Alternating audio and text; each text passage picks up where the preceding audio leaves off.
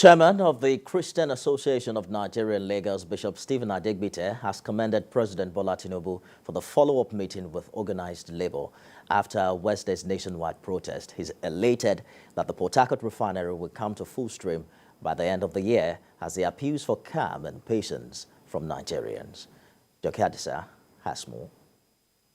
Convinced that the fuel subsidy regime was no longer benefiting the masses, President Bola Tinubu announced an end to the policy upon assumption of office on May 29.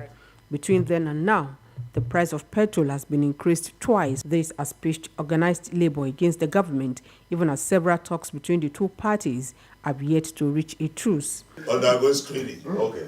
Bishop Stephen Adegbite has been a staunch supporter of President Bola Tinubu and has keenly followed the nation's socio-economic developments since his assumption of office. The clergyman applauds Mr. President for the courage to end fuel subsidy. I commend President Tinubu for inviting the NLC and the TVC leaders for follow-up discussions after organized labor went ahead with the protest marches in spite of his nationwide broadcast. I find it assuring that he used the opportunity to provide clarity on number of things labor leaders felt were not clear enough. And now that Labour has put its protest on hold, the clergyman calls on the government to keep to its side of the bargain. The NLC should indeed be aware that all the nation's 4 refineries are being revamped under an arrangement entered into by the former administration of President Muhammadu Buhari. Stephen Adegbite charges Labour to be concerned about how funds saved from subsidy are utilized. It is our duty, our binding duty, to ensure that we give hope to Nigerians and to let them know that Nigeria will never become an abandoned project. The clergyman says it is his Christian duty to seek reprieve for the people in the midst of economic hardship, as he enjoins the Tinubu administration not to betray the trust and confidence reposed in it by the people. Govt, TVC News, Abuja. The Deputy Speaker of Nigeria's House of Representatives has charged the leaders of the All Progressives Congress in the Southeast to emulate the leadership style of President Bola Tinubu. Benjamin Kalu said Mr. President's style of leadership has produced more national leaders for the good of the country. National Assembly correspondent Govt reports. The Deputy Speaker hosts illustrious sons and daughters of the Southeast region. Chris Adigije and Nkechi Nwogu were former members of the Nigerian Senate. They are here along with others to congratulate one of their own and also canvass ideas that can better profit the country. More importantly, the visiting team wants the youthful Deputy Speaker to assume the leadership role in the region and give the youths every reason to continue to believe in the entity called Nigeria. I cannot talk about marginalization anymore with you as Deputy Speaker because you are a go-getter. Very soon, ministers from the Southeast will emerge. Please meet with them, put everybody together so that we develop very strong party. We work together if we eschew peace in Abia.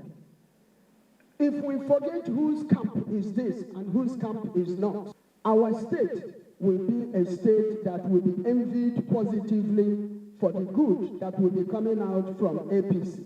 The host is happy to receive the eminent senior citizens and others while appreciating their contributions to nation building. The difference between our leadership and that of people from other jurisdictions is that we'll find it difficult to stick together for a long time. Check President Tinubu's team yesterday and today and tell me who has changed. Is it the Wale Edu or is it the Femi Bajabiamila? The list goes on. Meanwhile, the 10th House of Representatives says it is ready to operate an open National Assembly where information is freely disseminated.